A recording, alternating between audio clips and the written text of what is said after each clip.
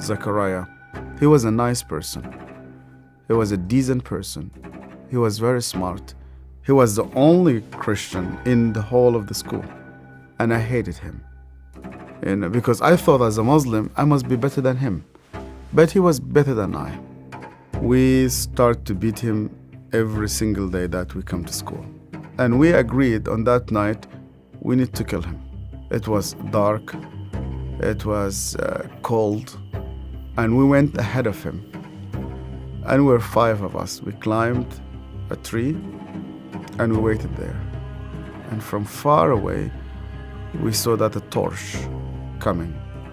And the light became bigger and bigger as it approached us. And the minute that he just went under the tree, we jumped at him. He was crying, he was screaming, he was shouting. We broke his arm, we broke his leg. He started to bleed.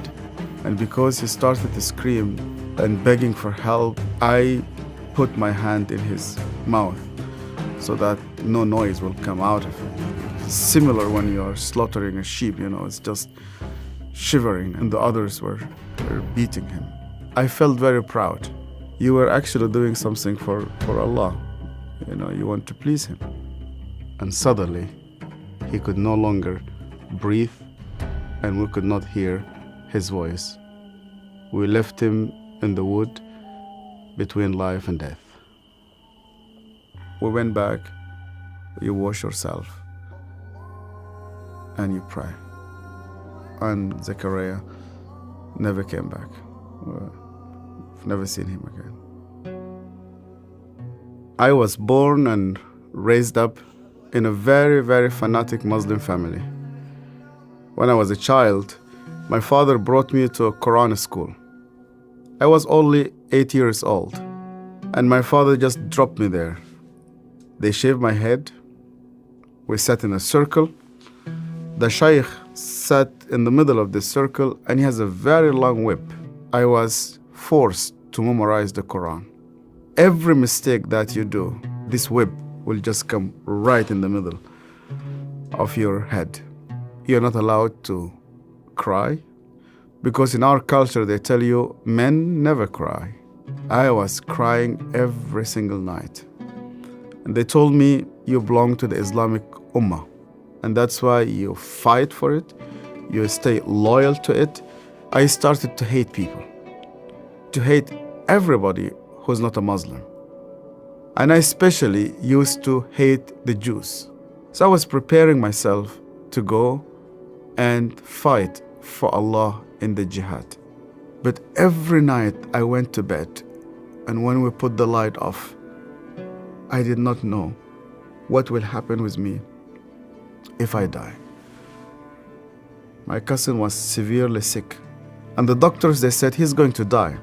They gave him only a couple of days. And one day came 2 people. They were Coptic Christians. And one of them wanted to greet me. And then I saw he had a cross. And then I pulled my hand back. I said, well, I'm not going to touch a hand with a cross. And then he said to me, we hear that this child is sick. We would like to pray for him. And only out of politeness, I told them, okay. And they started to speak to God like a person that he speaks to his friend. They said, God, please heal this child. The minute that they said Amen, this child opened his eyes for the first time in 4 weeks. He started to move his hands. He started to speak. He sat down in his bed and he started to walk. And one of those 2 persons who prayed sat down with me, and he said to me, you know what? The real miracle is that God wants to change your heart. Do you believe that Yeshua is alive? And I told him, yeah. Because according to the Islamic tradition, God took him to heaven and he's alive and he will come back one day. And he said to me, because he's alive, you can speak to him. That changed my entire life. And when I started to read the scripture, nobody needed to convince me to love the Jewish people. The only way for Muslims to start to love the Jews is when they meet Yeshua. I loved my family, I loved my father, I loved my mother, and I loved my community. And when I decided to follow Yeshua, my grandfather and my father said to me, "You are no longer one of us." They made a funeral. They invited friends and family.